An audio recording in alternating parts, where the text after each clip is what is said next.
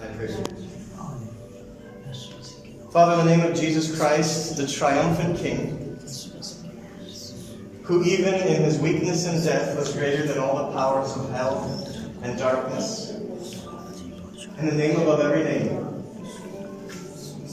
the name in which every spirit must go, and every sickness healed, every sin forgiven. Father, I pray for my brothers and sisters, whatever their need, whatever oppression and captivity they face right now, or the captivity and oppression of the ones they love, by the same power that Jesus used to cast out spirits and heal bodies, the Holy Spirit of God.